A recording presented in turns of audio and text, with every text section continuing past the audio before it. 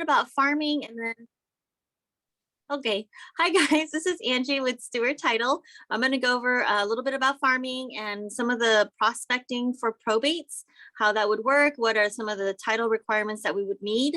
That way, once you go through the probate process, you know a little bit of a better understanding of how to pull the probates for farming and also what to expect on the title side for probates. So first off, I wanted to go over our app really quickly because I know that some people are signed up with it and some people are not yet. So if you're not signed up with it, you can shoot me an email or a text message. Just send me a picture of your business card and I'll get it all signed up for you.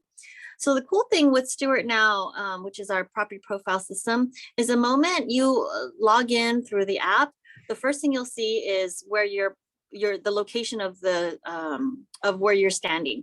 So if you're like in Monterey Park, or if you're in Montebello, or if you're in Pasadena, the first thing that's going to load up is your dashboard, which is what you see now. And what it'll do is it'll give you a quick brief analytics of the city that you're in. So in this case, I'm in Monterey Park and it shows the median sales price of Monterey Park is about 780,000. And then there's a nice graph. So these are some things that you can use for your listing presentations, and you can definitely change the location. So just by clicking on the bottom right-hand side, you'll see it says you can change the location. The other thing I wanted to go over is just the smart farms. One of these other days, we'll do the rest of the Stewart Now dashboard and the property profiles and calculators. But for this particular session, we're going to talk about smart farms. So once we go to smart farms, which is what I clicked on the left-hand side, you'll see the menu bar. And please stop me if I'm talking too fast because I get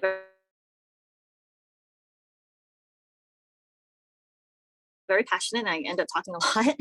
You'll see now, and it's very easy to use. So if you look at the top right-hand corner, you'll see the three little like squares and lines. Does everybody see that? I can't see you guys, so can you like let me know? Let me see if I can see. I can only see my screen, so I can't really see any of you guys. Scott, can you see my little top right corner? Top right corner. I'm seeing like three horizontal lines with dots. Yes. Yes. Yeah. Perfect. So that is going to be where your menu bar is for all your smart farms.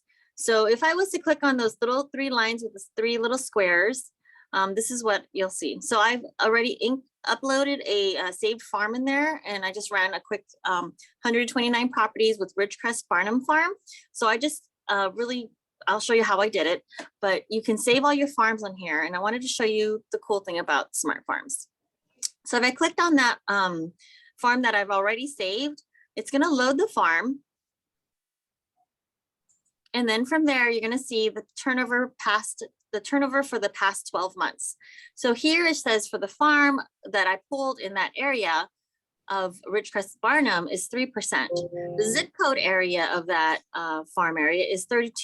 So there is a lot of turnover and a lot of home selling in this area, in the Monterey Park area. Then in the county of LA, you see 4%. And it gives you some brief like analytics for that property, for that area. So when you're farming, you have some talking topics to talk about with your clients. So if you click on the tab up above to the right where it says properties, which I've just highlighted, these are the 129 properties, which is really cool because they'll give you a quick debrief of who the owners are, if it's in a trust, approximate valuation, whether it's owner occupied, when it was last sold. So the other thing is if you look to the right, you'll see little orange dots. Does everybody see that? I wish I could mark this thing, but I can't. So these little orange dots on the right-hand side, you'll see something with a little flame, a little fire. Those are hot properties. What that means is those are the properties that you want to emphasize on because those are the properties that will, it's a higher turnover rate and higher chances and probability of you getting a listing from. So the cool thing is you can click on that property with a fire sign on it, and then you can pull up the property data, which is what I'm doing now. So as soon as the property data comes up, this is what your the information that's going to show up. It's going to show who the property owner is, the property address, APN, a debrief of just the bedrooms and baths, square footage, etc. And this is where it comes it becomes a very substantial type of farm, because you're going to see farming basics. You'll see turnover potential, the estimated equity. You see the turnover rating, which is hot with the little fire mark. And then this is the cool part. You see down below in the middle, it says farm property notes. If you click on farm property notes, you can actually put in your own notes. Let's just say, you know, they're looking forward to selling, etc. Then you can add those farming notes there. Then the other cool thing is the customer info, which is right under that. You can see that you have, like, it says owner occupied, an email address if you wanted to enter it in. So as you talk to your farming prospects, you can add notes and you can add more information, like such as phone number, email address, if you wanted to. So that's one way to farm. So this is the farming based on the app and the Stewart Now platform. So let me get out of this screen and go back to the Zoom meeting. Let me see if I could see you guys. Got it. And then stop sharing. Okay, guys. So that kind of gives you a quick debrief of how Stewart Now works for the property profile. Okay. So that's what you would see on the Stewart Now property profile system for farming and smart farms. So,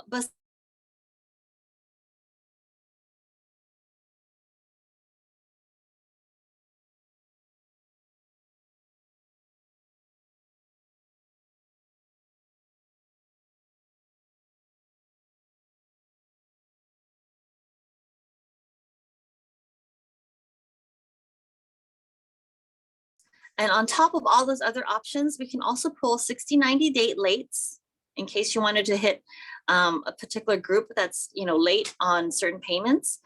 We can also get substandard farms. So that's like city code violations. So certain city code violations would also include, you know, let's just say they got a city code violation for overgrown weeds on their property. So that's something that we can also pull. So when you pull things like that, the reason why you want to pull things like that is because if they're starting to be late on paying for their trash, you're not taking care of their garden, you're not paying, you know, taking care of all the little things around the house, those will they'll start not paying those small items first, and then they move on to the bigger items where it becomes 60, 90 late, or, you know, then they start, you know, maybe having to do a forbearance on the property, they're not paying their mortgage, etc. That's where, you know, the first step would be not paying the smaller fees, and then it goes up and goes up, and then they stop paying the mortgages, and then they have to go through an NOD or short sale. So that's why it's a good idea to target people that potentially might not have been paying for like the trash or the utility fees or etc. So that's another option to pull different farms. Another thing that you can also do is you can pull for bankruptcies. So you can pull for bankruptcies, you can pull for Chapter 7, Chapter 13. You can even have the option of doing a notice of trust deed sales, different types of liens potentially that's on the property. So there's very, very many different options when you want to farm for particular people.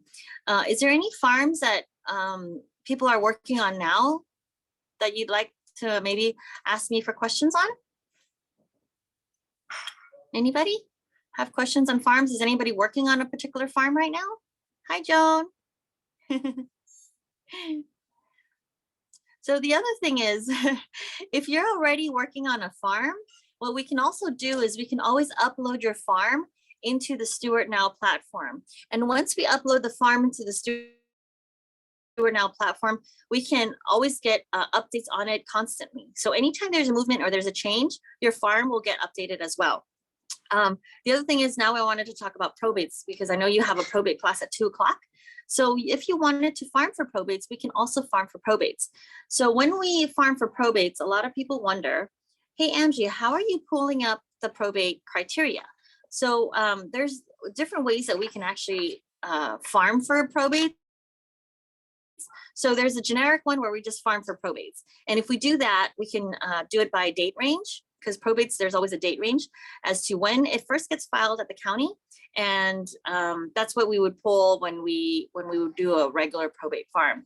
So during, well, if you pull a probate farm, a regular one, based on when the county gets the recorded documents for a probate, you're going to get 3 different types of options for probates, and they all usually get mixed together.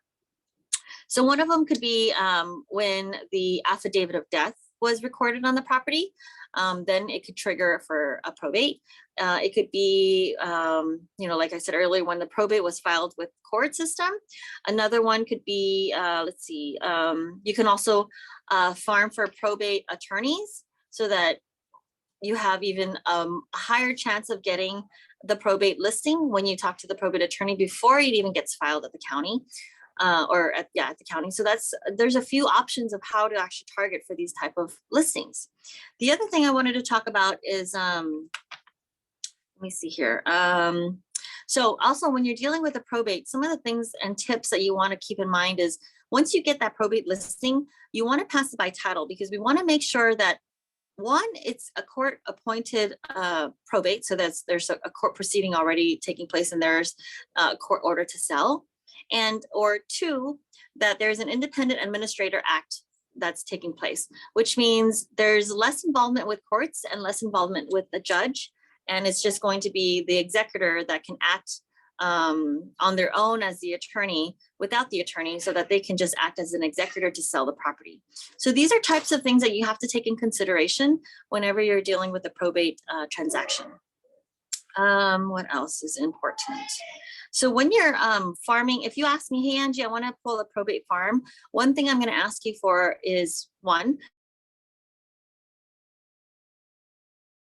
what city, what county, what range? That way I can pull up different, that way I can hone into the detail of that marketplace that you're trying to target. If you say, Angie, I want all probates in LA County, I can also do that for you. Or if you only want specific areas, maybe you have a buyer who wants only Arcadia, then we can pull up only Arcadia probates. Or if you're dealing with a client in Pasadena and they said, I only want the zip code in Pasadena of, I don't know the zip codes in Pasadena, but like, let's just say, this is, 1, 2, 3, 4, 5 zip code in Pasadena, then we could just run that zip code in that particular area.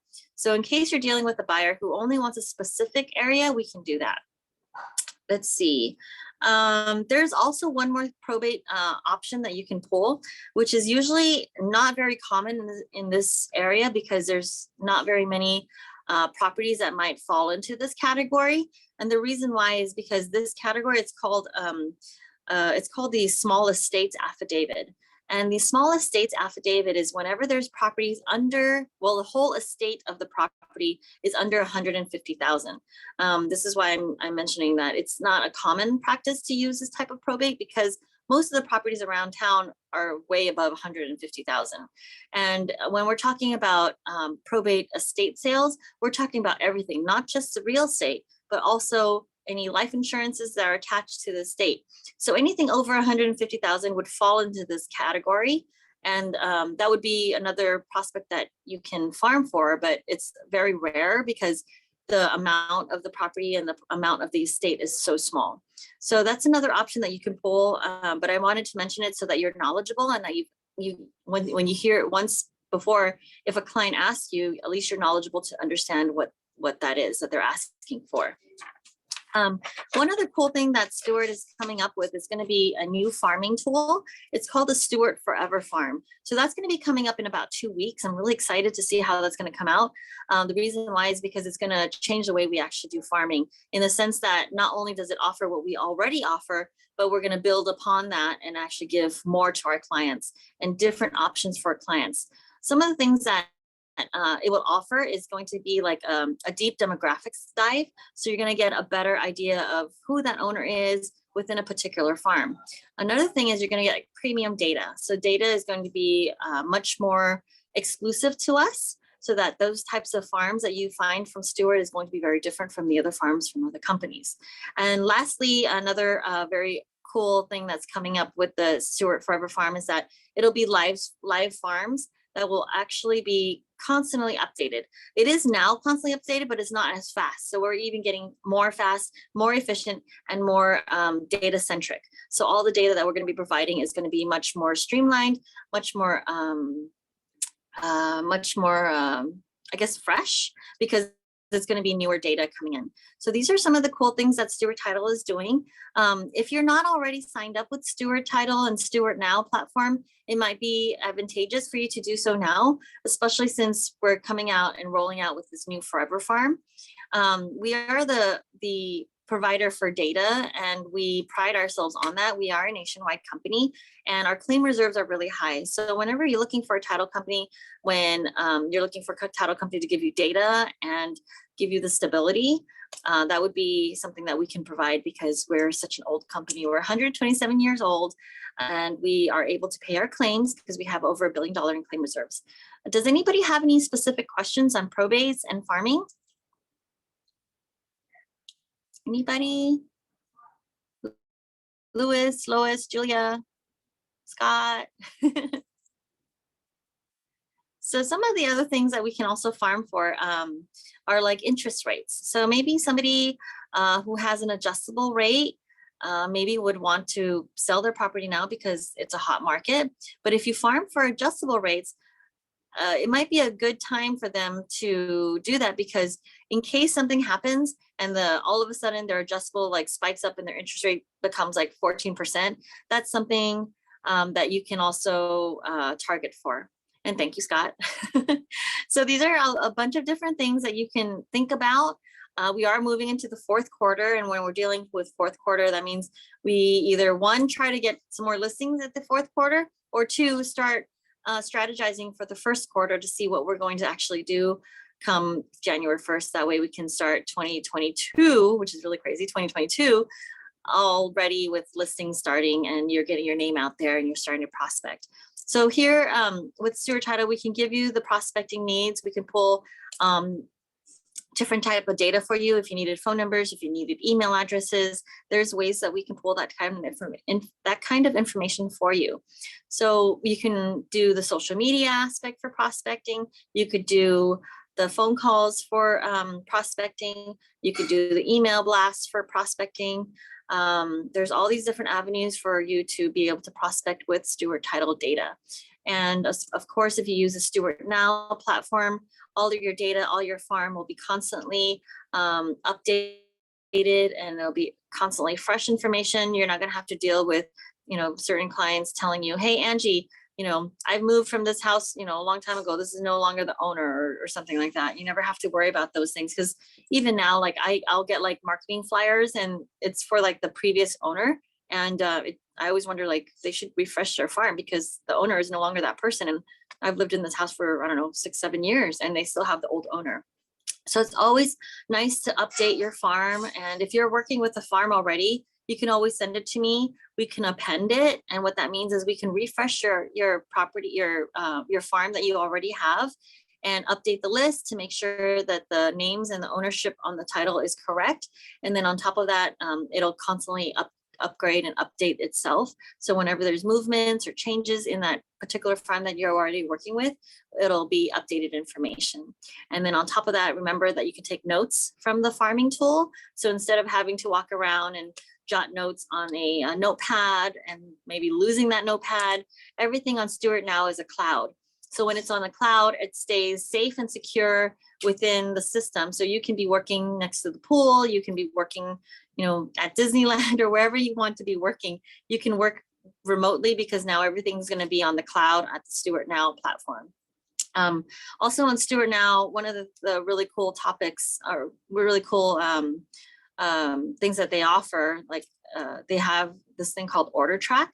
And with Order Track, if you open an order with First American, it'll notify you instantly anytime there's any changes to that file. So if you open the order, you'll get the tax roll. It'll tell you when the tax roll comes out, when the prelim comes out, when escrow delivers their EDM, the escrow deposit money, when we close. So as soon as we close, it will automatically instantly send you a notification notification telling you that your order has been closed. So it keeps track of all your information, all your data, all your farms, all your profiles, all your prelims, all the files you've ever closed, and you can upload your RPAs. It'll be like your own storage bank within the cloud. So it's really cool to have this capability, especially now with COVID. Everybody's kind of working from home, working from everywhere. So this is something that we've integrated into our platform so that everybody can work remotely and with ease. I'm going to open up for questions. Does anybody have any other questions regarding Stewart Now or Stewart Title or my team or farming? Because I know you guys have a 2 o'clock in 5 minutes. You'll have the probate attorney speak to you guys about probates. Also, if once you finish talking to the probate attorney, it might give you some ideas of how to farm for probates. So if there's anything that I didn't mention, you can let me know, and then we could definitely farm for those type of prospects. The other option, which I think I mentioned earlier, but just in case some of you guys maybe didn't hear me earlier, is that if you wanted to farm for probates, we can also compile a list of all the probate attorneys for you so that you can contact them as a potential contact to get listings. So we can pull probate attorneys, and we can also farm for just probates alone, which would be the executors of the estate. So these are the different options to pull farming for probates and generate some more listings come fourth quarter and first quarter coming up. Any thoughts or suggestions? No? Okay, let me see. Let me see if Jael wants to take it from here. Jael? Let's see. Let me see if there's any in the chat room. Okay, nothing so far. Let me see. Kelvin? I don't know what time their other speaker's gonna come up. Kelvin, Jael? Let me text Jael real quick. Does anybody have any questions on probates?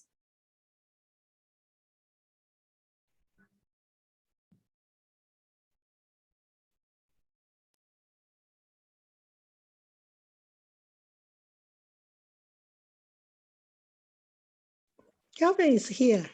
I'm here now. Sorry, I was in another conversation. Okay, no worries. So I finished, I wrapped it up on my end, but I wasn't sure when your other speaker was gonna join. Yeah, April Verlato should be the same link. Let me see if she's in the participants to join. Okay, I don't see them. Oh, okay. She's in person. Oh, okay, awesome. So guys, Hi, we're gonna April. take a 2-minute break while I get her set up for April to speak, because I'm gonna add another laptop here for her. Okay. So give me 2 minutes, guys. Go get your potty break. Hi, April. April, did I cover anything that you had any questions on? Because I know you're the expert. I'm just a title side. Came in the last 5 minutes. So I couldn't hear you. I don't know if it, do you hear the speaker? Like, can you hear me? Yeah, I can hear you fine. Yeah. So I just came in the last 5 minutes, so I didn't know what all you Okay. covered, but I always Okay. find insurance Okay. fascinating, but you know, Yeah, no problem. I'm on the other So- side of it. Yeah, so pretty much I was just explaining that on the title perspective, that there's different types of probates that they can pull from us. Some of them, when they pull a probate farm, it'll usually consist of like probates that will either be the probates that filed within the court or an affidavit of death that we can pull. We can also pull up a farm for probate attorneys should they want to target that avenue.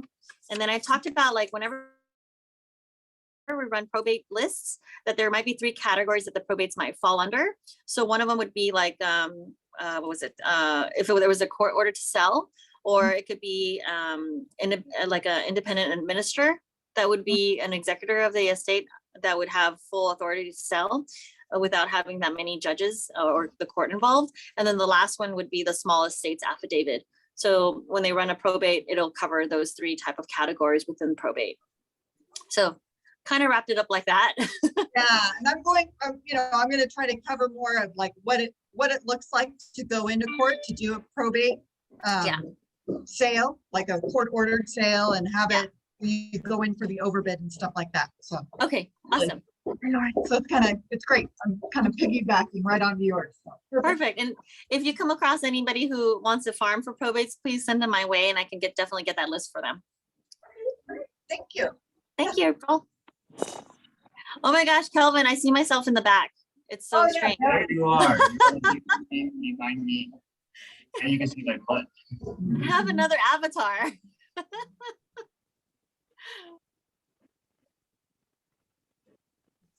Is there many people? Hi, everyone. Good afternoon. Sylvia Ramos here, Coal Banker Dynasty in Temple City.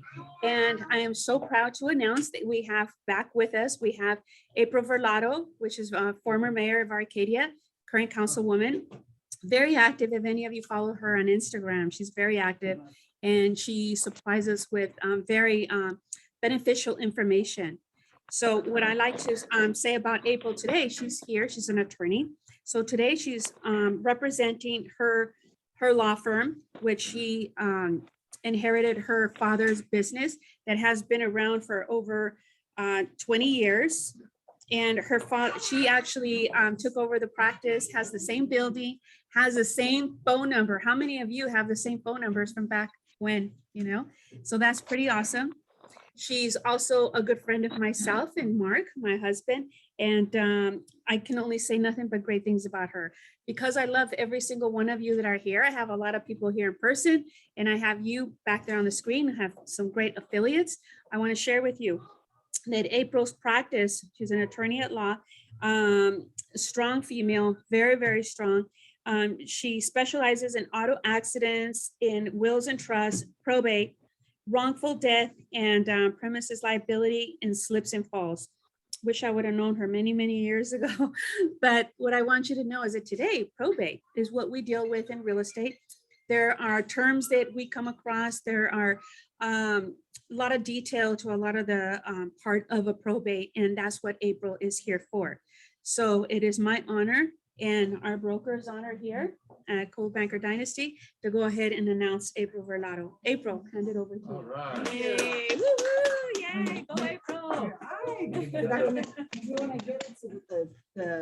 Oh, I guess it's just, right, is this one just me? It's showing just me. Do you want to show that? Yeah, I'm gonna show and spotlight that whenever you're ready to go, unless you want to do an introduction or anything, or. No, we'll go ahead and get straight into it. So she's got slides that I'm gonna start sharing and putting a spotlight on.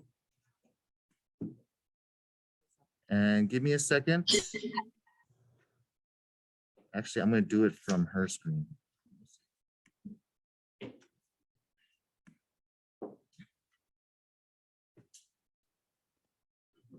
Technology is fun. We'll get this. I'm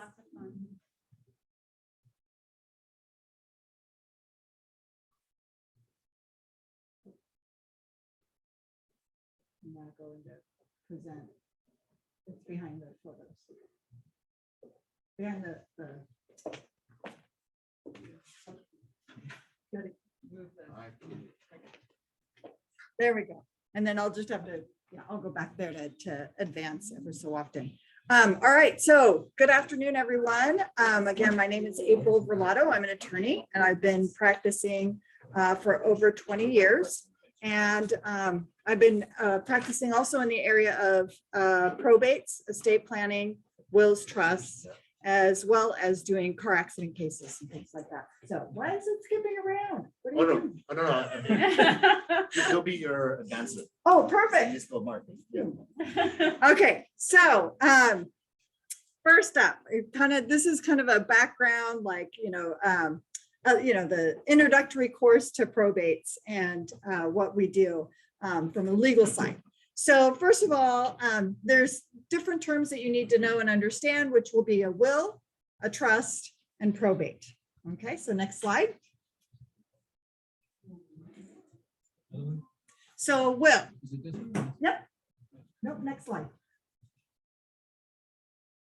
Go to the next one. Yeah, you just advanced here. There we go. So a will is going to be a legal document that contains the instructions as to what should be done with someone's money or property after one's death. Okay, so that's a will. Go to the next slide.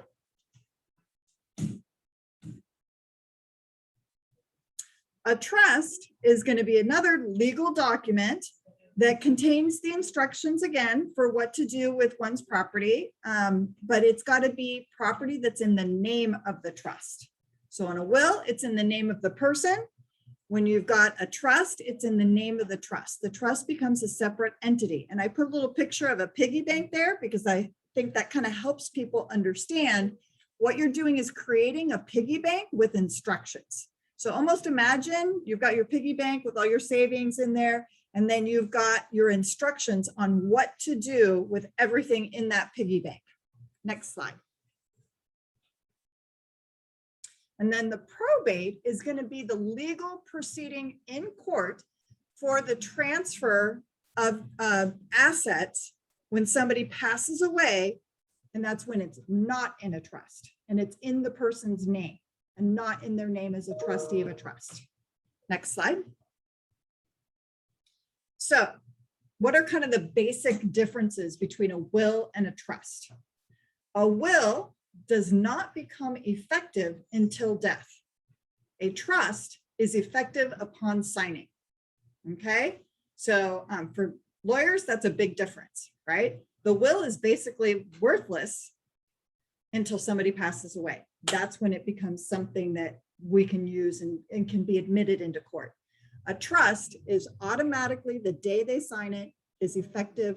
Those are the instructions that we are going to follow. It's like a contract. Okay, also, the will is different in that it requires probate. It requires the court proceeding for the transfer of those assets, right? So it's, you know, the will gives you the instructions on what to do, but it's instructions for what the court does, okay?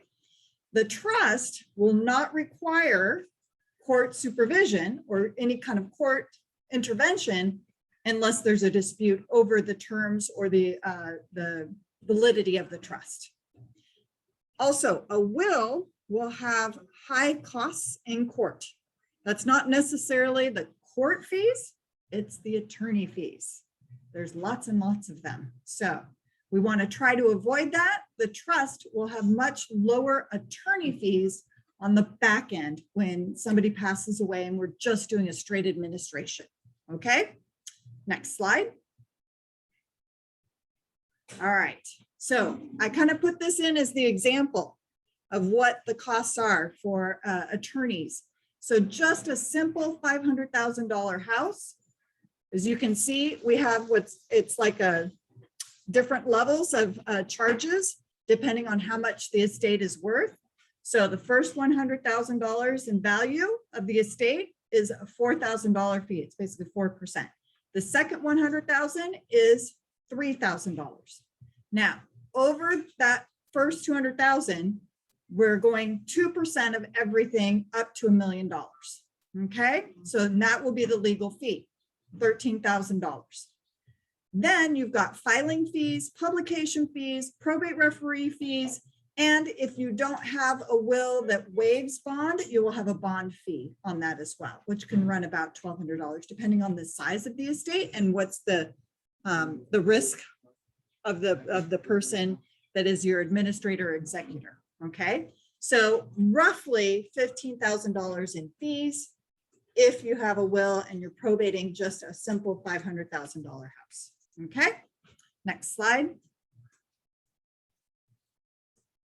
So, and just, I forgot, and the comparison is a trust will typically cost about $2,000 to $2,500 for a married couple to set up, depending if you just have the one piece of property. And then the administration on the back end after you pass away will be roughly about $1,800 to maybe $2,500, maybe at the tops, if there's any kind of issues with the administration. But usually it's about $1,800 for administration on the backside. Okay, so as you can see, doing a trust is much cheaper than doing the probate. So I make a lot of money doing probate, so I don't mind, but your clients might mind. So they might prefer to have something set up that's going to save their estate. Okay. So which would you need? Right. So this is always kind of the common question that I get is, which do I need? Do I need a will? Do I need a trust? If you have an estate with assets over 162,500, that's our smallest state cap right now. It changes every year, but roughly if you're at 150,000, anything under that, we say you could probably get away with a will, because a will is only going to cost you about $300 to set up. And if you don't have assets that are going to require a probate, and you can do it all with what's called a small estate affidavit, that's going to work for anything under $162,500, then you're going to want to try to do that route. If you're looking at being on the edge of 162,000, I usually recommend just go for the trust, because we don't know if your estate is going to grow or shrink. And it's better if you have the trust, because you're going to save so much on the back end. Also, if you own real property, it's strongly recommended that you have a trust. Even if the value of that property is today under 150,000, there's still probate procedures for real property. If you have real property even under 150,000, you cannot do a small estate affidavit on real property like you can for personal property, like money in a bank account. That we can do a small estate affidavit on. Real property, we can't. There is a court proceeding for real property. It's what we call a summary proceeding. It's just filing paperwork, but it's still, it costs more, right, to file those papers. So we're trying to keep it out of court as much as possible. So strongly recommend anybody with real property should have a trust. Unless you have that property that's the vacant land that's of nominal value that it's not even worth paying the property tax on, then there is a summary proceeding. It still requires court filings, but it's not as expensive. And it's, so anything, I think it's the cap is anything under $50,000 in property value. We can do, it's a quick, easy filing, but still you try to avoid having to file anything because it's more expensive than a small estate affidavit. Okay. Also, any married person who has separate property and they want to make sure that they identify who gets their separate property, because I've seen a lot of people not understand what happens to separate property when the spouse dies. It does not go to your surviving spouse in whole. It will be split up between the heirs at law, which are the blood relatives of that decedent, and the surviving spouse. So the surviving spouse does not inherit all of separate property.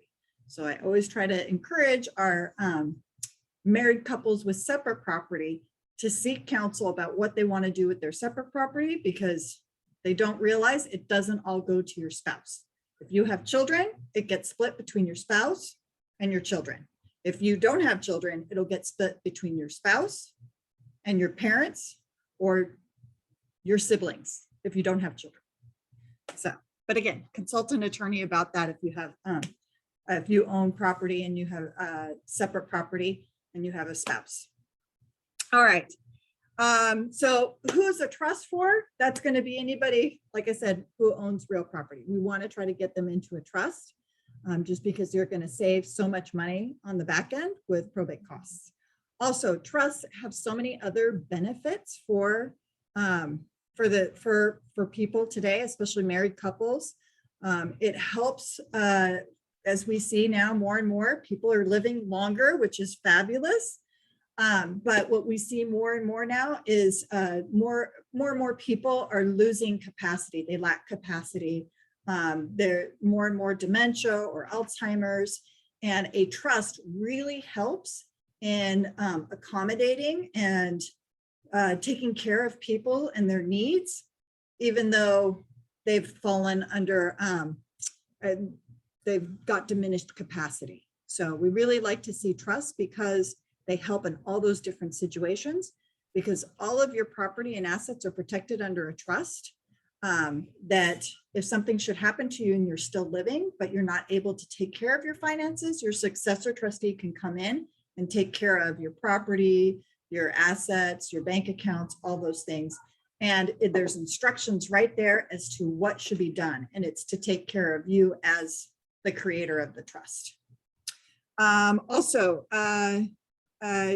anybody who has complex gifting that they want to do, regardless of what size their estate is, sometimes I'll get people that even though you only have 150,000, you want to put conditions on those gifts. Like, I don't want to give it to this person until they turn 25. I don't want to do this unless, you know, they're living at my house or living here or doing something. Whenever we start getting into conditions on gifts, we recommend a trust, because the trust is a better document that can be easily interpreted, as opposed to the will, which you have to go to court and it's all this stuff and it's a mess. So it's much easier if you have the trust with complex gifting needs. Okay, next slide. All right, so how easy is it for trust administration of real property? So if you have a trust and you want to sell, you're the successor trustee. Typical example is parents have passed away, the children come in. All you have to do is give notice of trust administration, get a property appraisal sometimes. Most of the times I kind of pass by that, because if it's close in time to date of death, we just look at it as that's whatever we sell the property at is going to be the value on the date of death. If you've waited a year or two to sell the property, then we might need a property appraisal. We need a trust. It's certification of trust or trust certificate. It's an affidavit that you're the successor trustee. Affidavit of death of trustee, because we have to remove the name off of the deed of the old of the person who's passed away, and then put in the new trustee. Then put the property up for sale, sell it, and make sure that all final expenses have been paid, tax returns are filed, get receipts, waivers, releases, and do your distribution. And this usually takes about 6 months. So super easy, quick. Of course, I recommend you have an attorney help you with a trust administration after the death, but you don't have to. Sometimes people can do it all on their own. When you have siblings that are all getting along and everything's kind of clear cut and nobody's got issues, but of course I recommend always getting an attorney to make sure all the paperwork is done correctly. But a lot of times doing the real estate process, that it's the back office that knows all the proper legal forms that need to be filed to make the sale go through. So you usually don't need the attorney to file the affidavit of death of trustee or to file the deeds. So next slide.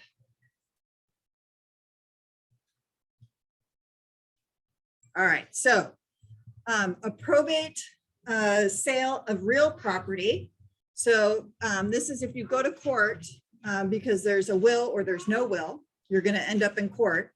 And if you have a will, you're going to get full, hopefully your will says with full authority. So that IAEA is the Independent Administration of Estates Act. That's our acronym for that.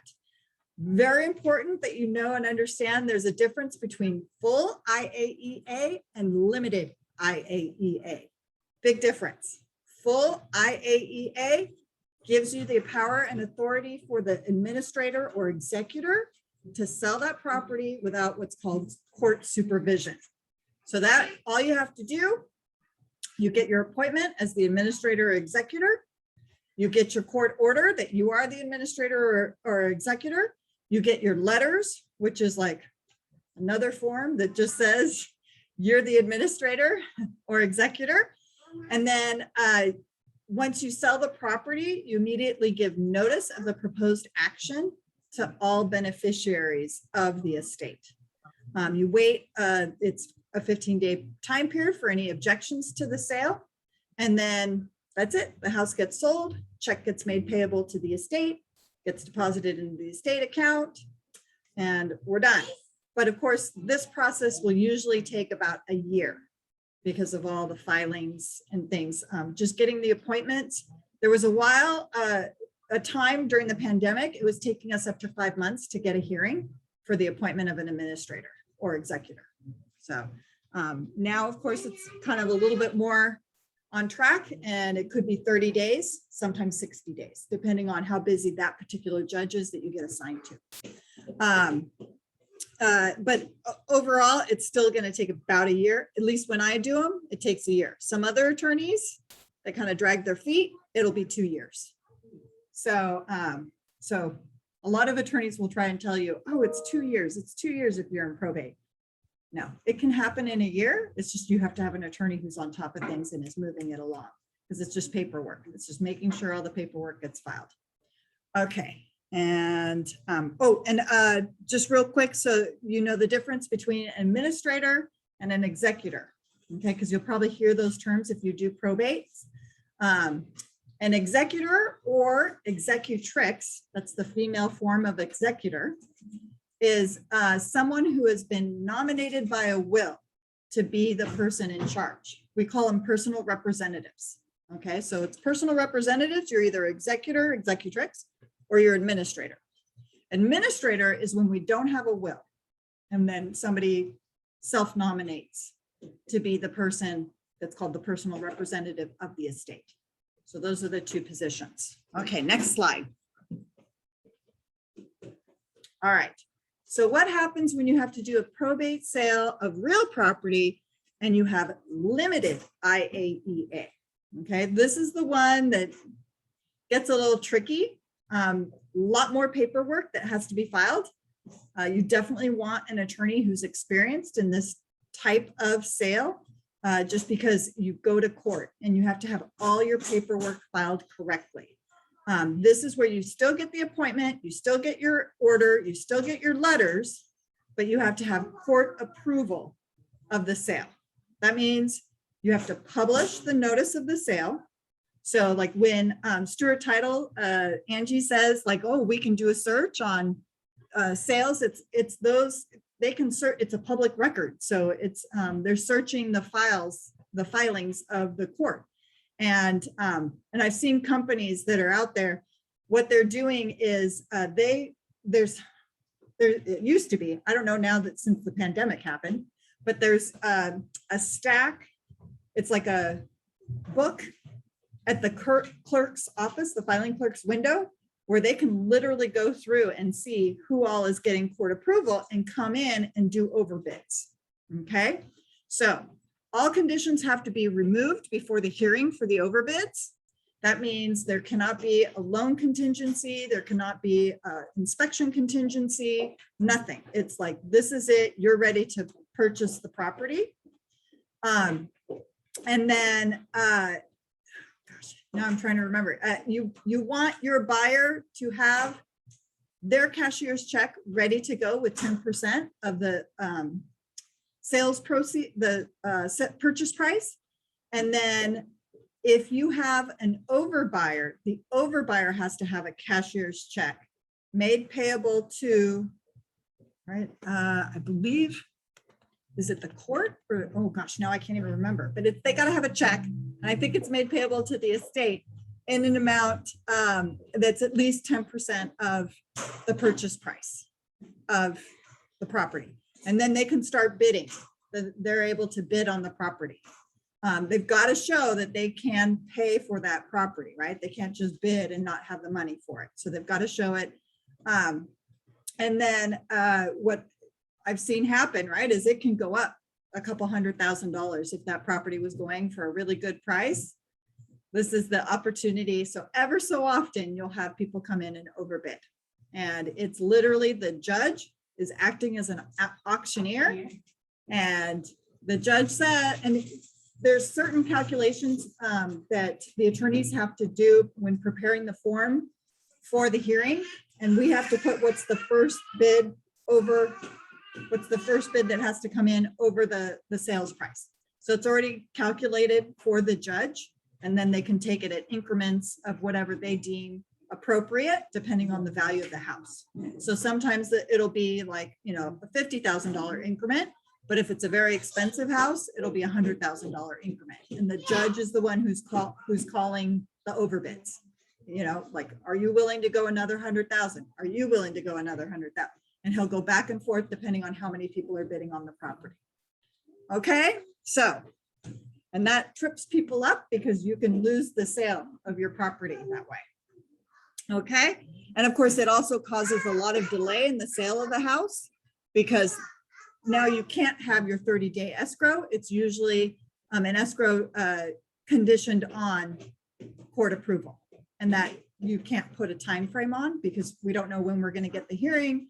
And so you just have to hope that the court's going to place it on the calendar within 30 days, maybe it's 60 days.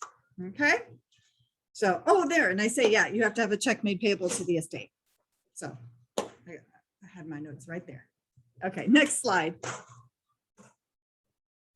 All right, and then these are a few other things that I see that commonly come up for real estate agents that are doing sales, right? They get called by the children and there's issues, okay? One of the most common issues I see is that there's a trust, but the property is not titled in the name of the trust. It's still in mom and dad's name as joint tenants. So what do we do? So what we have is a process that we still have to go to court, but it's a summary proceeding, very quick, very easy, usually takes 60, maybe 90 days. It's called a Hag-Stat petition. It gets the property into the name of the trust. There's just one hearing, goes very quick. Again, though, it depends on whether or not the trust was written correctly. So this is a reason why I always tell people go to an experienced estate planning attorney. I just had one a trust that I reviewed that was done last year by a guy, I'm not going to name any names, but he didn't do the trust right. We can't do the Hag-Stat petition. So we have to do a full probate of the property. So you've got to have your trust with the right wording to allow for a Hag-Stat petition. I do all my trusts that way. There's certain language that has to go in. You're always looking for a trust that has what's called a Schedule A or assignment of assets. That's what you want to make sure your trust has. That it says all my property is going into the trust, and you sign that, and it's almost like a separate document to make sure. And then what we do is we use that document to do what's called the Hag-Stat petition. All right, death of a joint tenant. You'll always, run into these. These again, it's just a simple affidavit of death of the joint tenant. The survivor of the joint tenancy is the one who's now the full owner of the property, and they're the ones who will have a full title and can sell the property after death of a joint tenant. But you have to file that death of affidavit of joint tenant. Spousal property petition. This is when there's property that's in the name of the decedent spouse, but it's their separate property. It's not in the name of both spouses. We can file a summary petition. Again, this will take 30 to 60 days, although right now I'm having 60 days on these spousal property petitions. And what it does is the court will not considered a probate. Season 1, episode 1. The legal right to the property. Want to know what happened to them?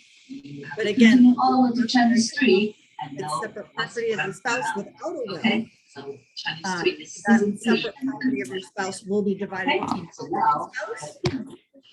everything what you see in episode 1. There's no children. Okay. Yeah, I think that's it. Okay. Now let's find out how they I hope I'm staying good with the time.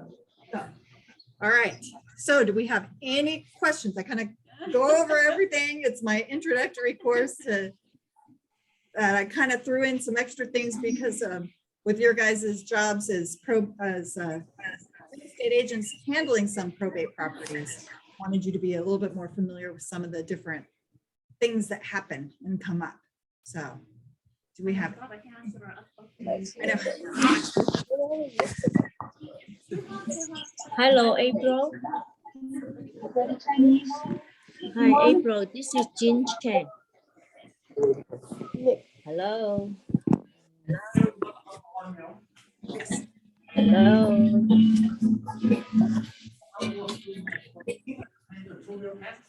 No, okay, so the parent purchased the property for 1 million. Right now, what we have are state tax exemptions that allow capital gains tax to be completely waived. So there won't be any capital gains tax in the year of the death. Do a date of death appraisal. And if the property sells at about the same price as date of death appraisal, there's no capital gains tax. Yeah. But even on a $2 million gain or a $3 million house, I should say, that will, under current exemption amounts, there will be no estate. So estate taxes, right now, our exemption amount is 12 million. So it used to be, we would talk about all that with estate planning, but now that the exemption is 12 million, I'm like, why bother? Yeah, so if you've got over $12 million, 王先生，请叫什么名字？ then you should be consulting an estate tax attorney.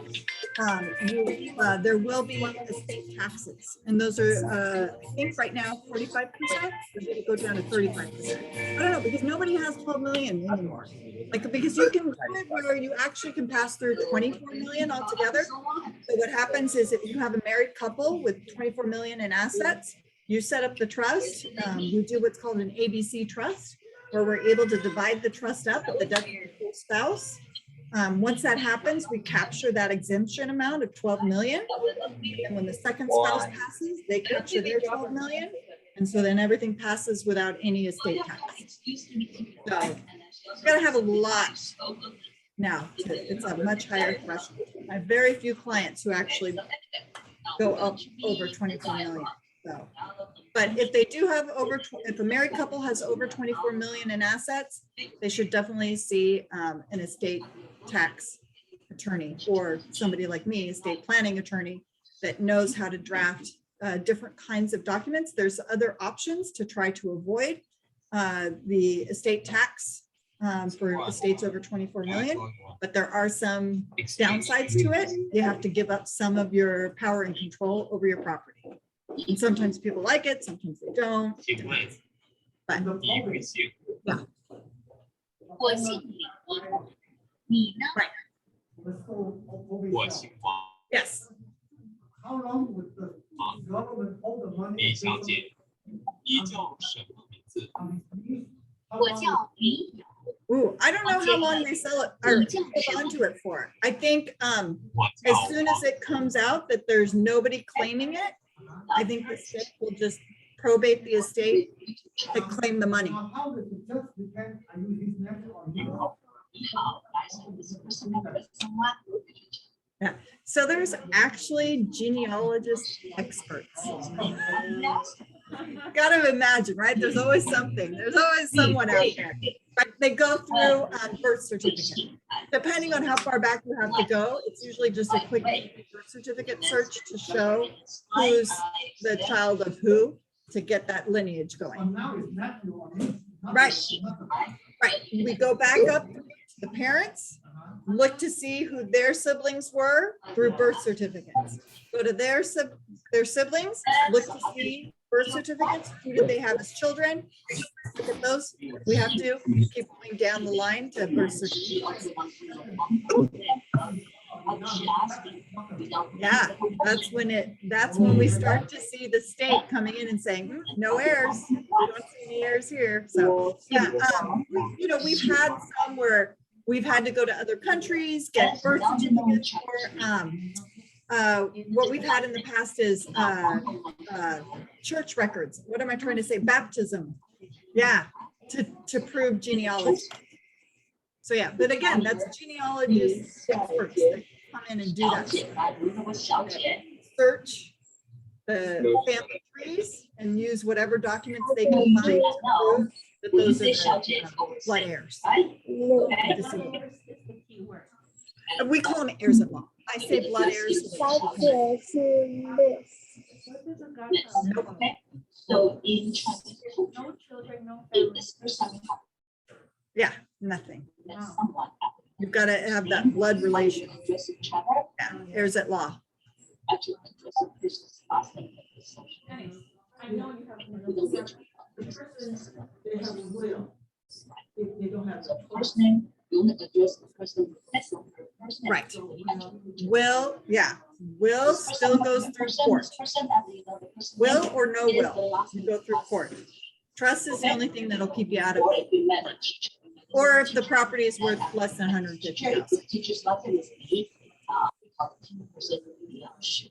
So It's not a legal document until somebody passes away, and then it becomes this legal document, like it's an effective document. Until that happens, the will is nothing, like I can't use it for any. That's fine.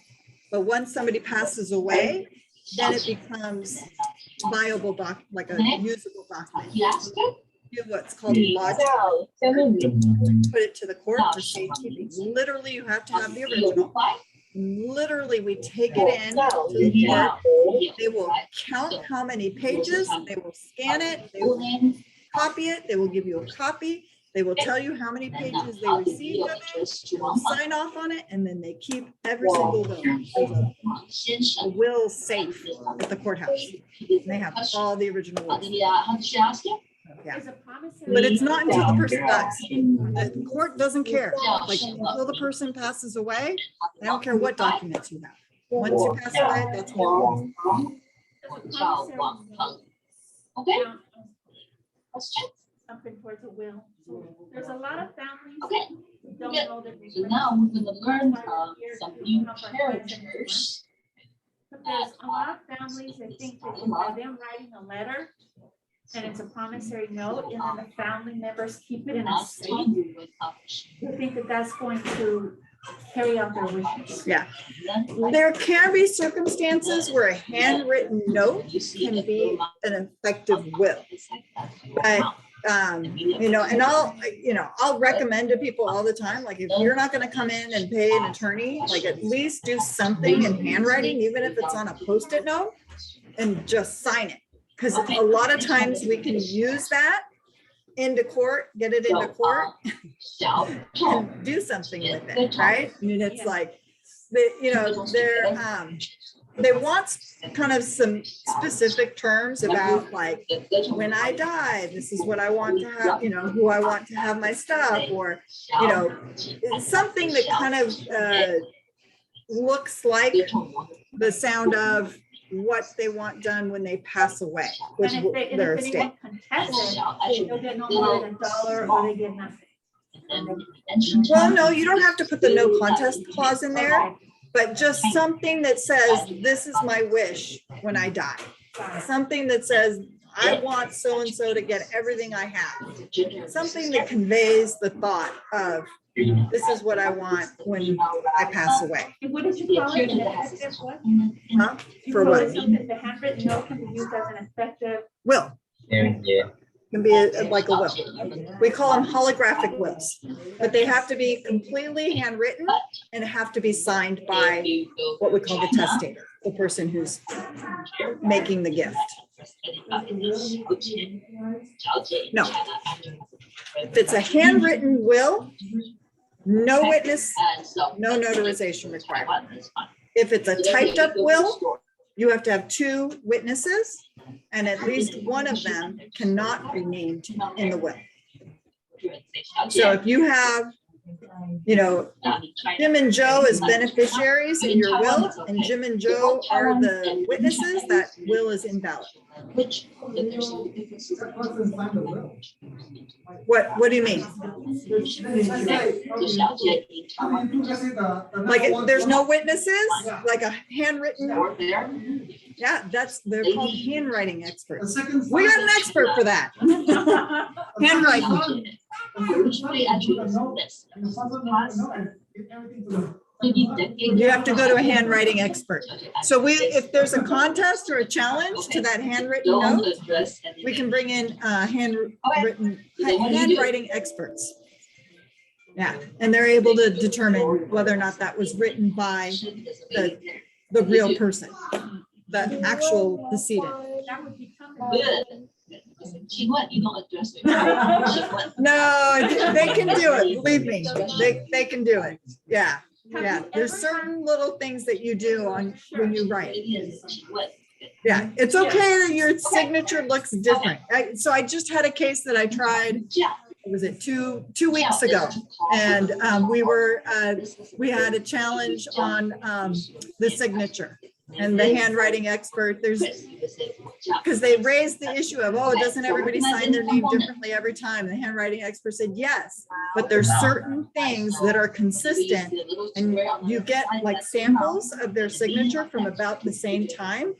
So we had signatures that were just in the months before, and you could, there's certain things that are consistent. And they can tell when it's like a natural shake of the hand, because a lot of times it's what you're dealing with elderly people who no longer have that motor control. And then somebody trying to fake it. They can tell. So it was amazing. I was impressed. Yes.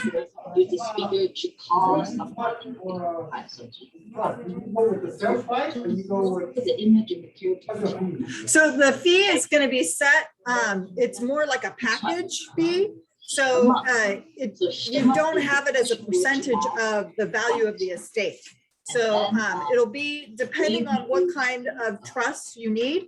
My trust will start at, for a married couple, my trust package starts at $2,000. But then I add on, if there's more than one property, we have to do additional deeds. There's additional recording fees.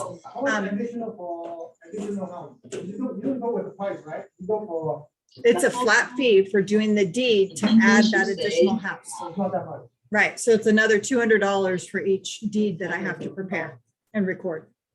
Yeah, so I'm on the lower end at $2,000 for a married couple, and then $200 for each property. Most will charge about $2,500 and then about $300 for each additional property, depending on what you need for your trust. That's like the basic trust. If you're going to do something that's more complex, like some people want a special needs trust where they're leaving instructions for a child that is either got a mental or physical disability, and you want to have, there's special needs trust that you can do, those start at $3,500. So it's a different instruction and it's a lot more.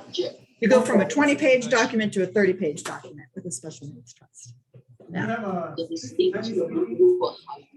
No, I do not. Yeah, I have Spanish speaking.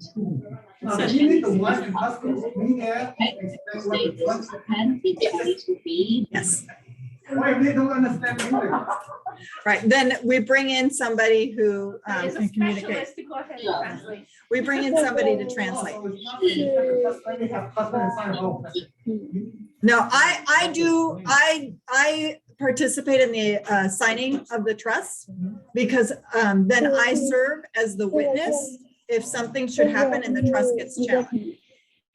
So it becomes more of an ironclad trust when you have the attorney participate in the signing of the trust documents to make sure that those trust documents are valid, effective, and are withstand any challenges or what we call trust contests. So that's why I'm there. And then when you have when I have somebody who's not an English speaker, I bring in somebody who will translate the documents for them. I usually have to find somebody who's more specialized than just the family member or the neighbor. So I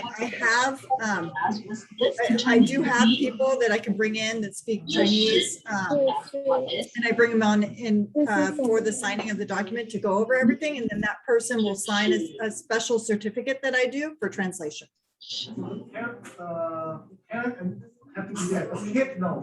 No, we don't need the kids there. And I usually recommend not to bring in the kids. Unless you have security guard. No. Now, if Yes. somebody writes, does it by themselves, does it matter if it's on pencil or pen? No, as long as it's handwritten, it can be pencil and yeah. Because we can tell whether or not it's been erased. So, I mean, we prefer pen because then that's harder to erase and change. And does the color matter? No. So not erasable.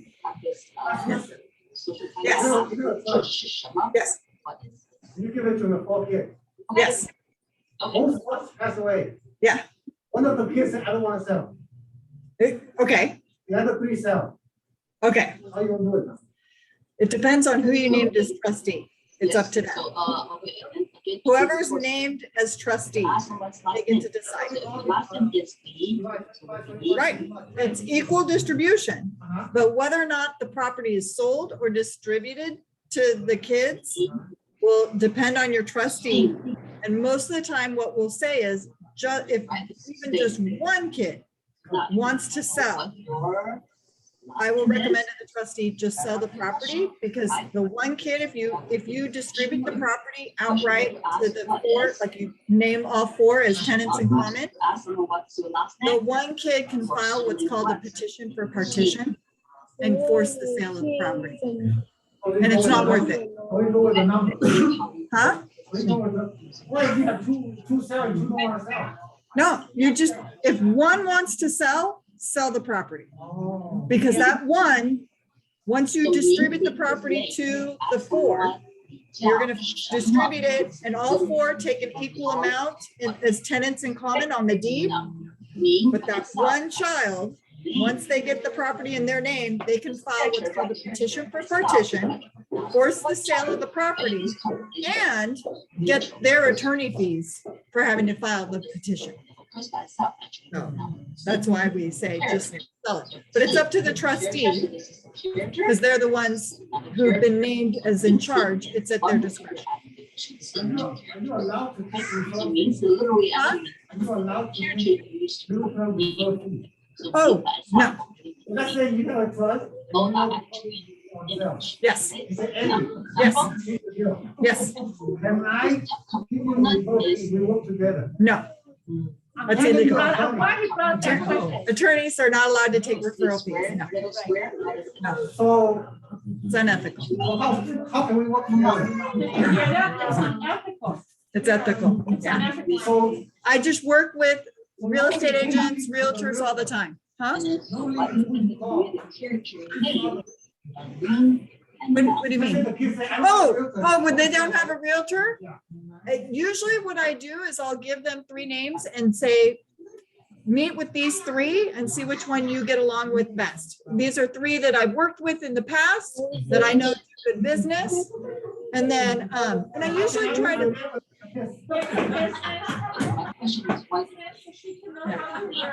yes. And then she can. I won't go all the Okay. You say, Yeah. here's a card, and here's another one. And here's another one. And No, no, by law cannot. Yeah. Now he says, okay, there's 4 people. One is the executive. But yeah, for a trust, it's a trustee. One's the trustee. Okay. The 3 don't like what the first one is doing, the trustee, so they vote him out. No, they cannot vote them out unless the instructions in the trust say they can vote them out. Okay, so Mark and I, we have first time in history of this office where the trustee was. It would have depended on the instructions in the trust. I don't write my trust that way.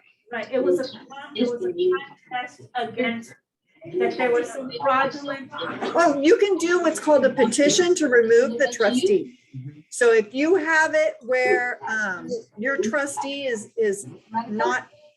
in breach of their duties under the trust, you can file with the court for the removal of that trustee. And then we go to whoever was the second nominee on the trust.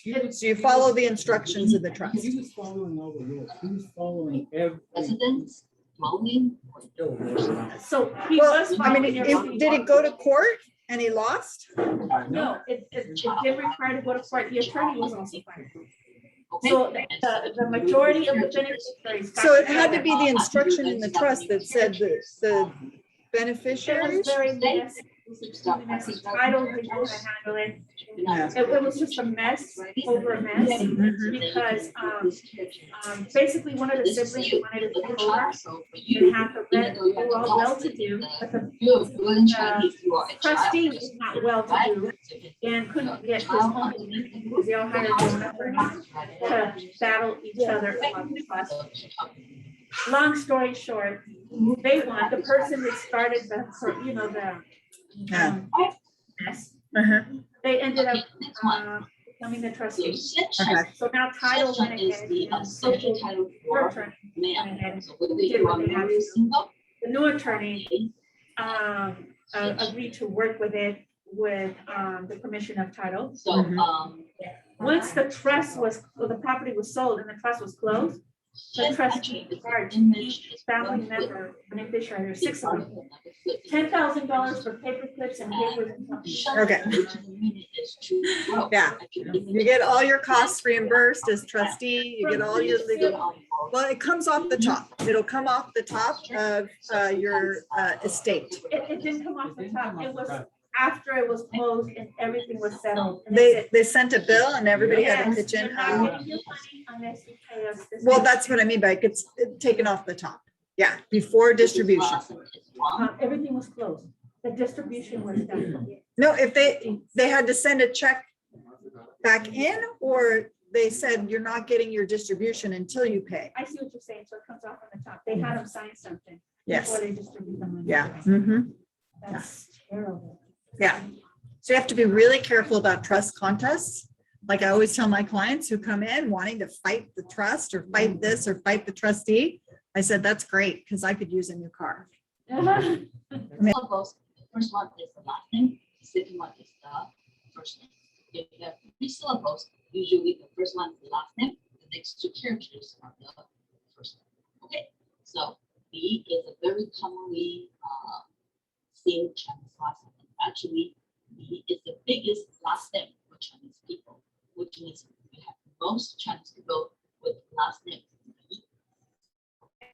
And then so as the last name is the last name, but some of the last name also have other meaning. So it actually has a different meaning. The actually is a fruit. It's you recognize the component of these characters. The top is tree, right? The bottom is child. So you can remember that this child underneath the tree trying to get some fun. So the actually is fun. Okay. So now you have noticed, right? So many components are actually shared by different characters. Right?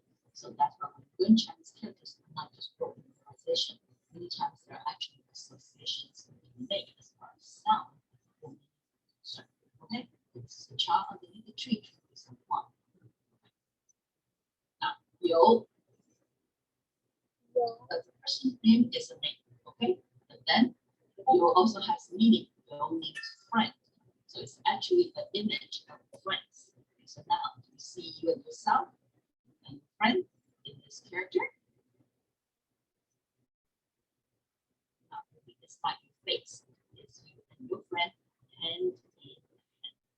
So this is when you see a character that has a component in it, it's actually your right hand this way. Okay, but how come there are only 3 fingers? So this is actually your right hand. So if you're right-handed, when you use your right hand, these are the 3 fingers you use in control.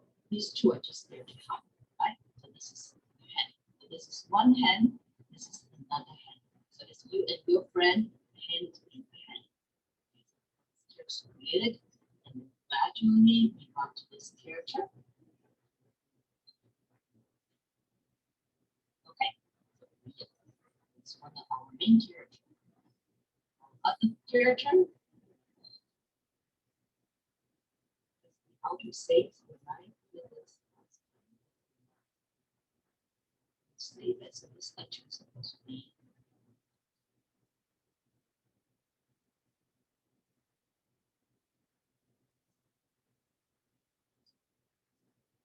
So now, Wang is another very commonly seen Chinese last name. Is there anybody's last name is Wang?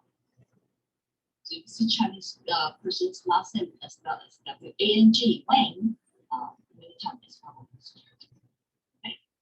A wrong also has meaning. Wrong is key. Okay. And then Peng, it's here is used as a person's name, and then Peng also has meaning. Original meaning for Peng actually is two cluster of quarry money that used in the old time.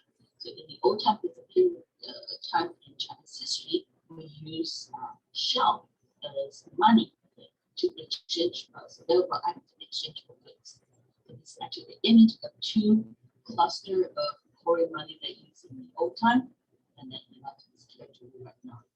Even though it looks like the wood, right? It's actually a custom wood, but it's actually quarry money. But then later on, borrow for a different meaning. So also borrow to be friend. So actually, yo means friend, also means friend. So when you say 朋友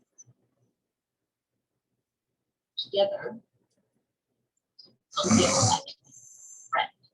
Okay. And then so now let's look at the character Wang. So Wang, I have two stories to share with you to help you remember the character. Okay. So in the ancient time, so king, Wang also means king.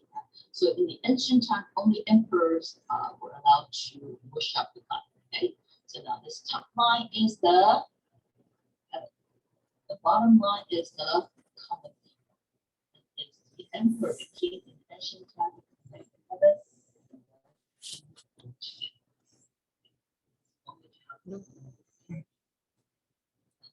Way actually. So now what's 1 plus 1? 1 plus 1? 2. 2. No, incorrect. 1 plus 1 equals 5. Okay. Unique claim. Oh, you mean the characters for 1 and the plus sign in the middle? Yes. So now this is E, right? So E plus, this is the plus line, plus E equals to 1. Okay. What? This is just how this is not true. It's just a joke to help you. Okay. Yeah. Okay, but it's not true. Okay. So so this is how we write the character E, right? One horizontal line. This is the plus sign, plus another E, you get the character 1.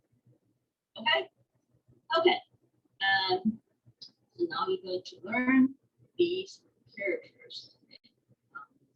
So this study set that I put in this module to listen to the sound, to recognize the characters, print out the character worksheet, and then practice writing characters. Okay, so now I'm going to show the meaning of a few things.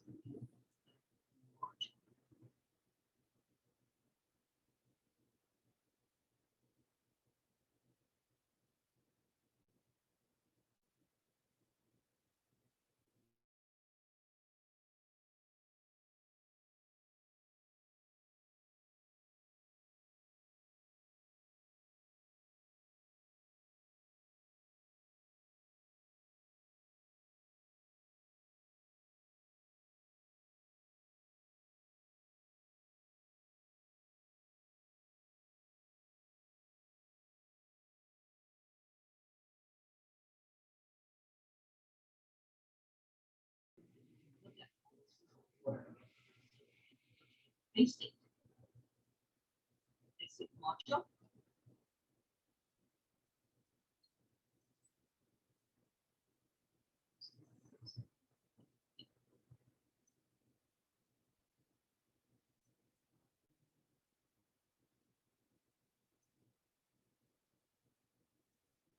So under Chinese writing system, last 2 items.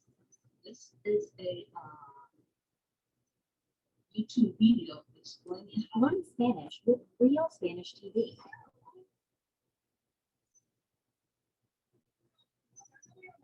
Click on words. Ron T. So this introduce how to use the app. Welcome back. So using the app called Playco.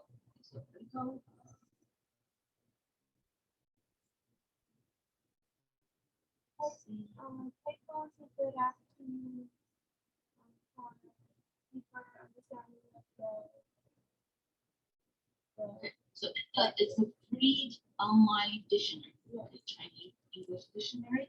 But other than dictionary, also has different usages. Anyway, to show you the stroke order.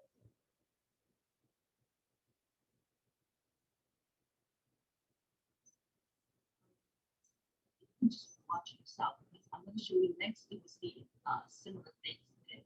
So it introduced this app, its functions, and one of the functions is actually show you the information of the stroke order. So let me show you the other one.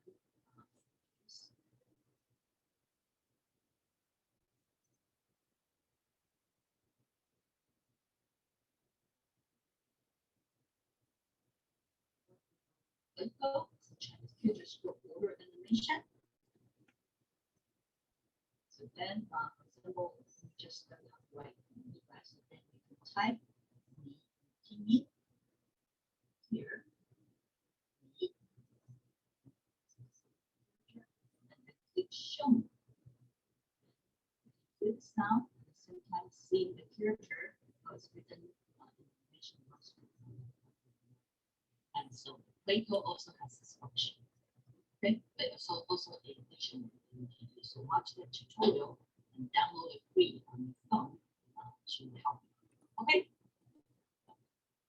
So,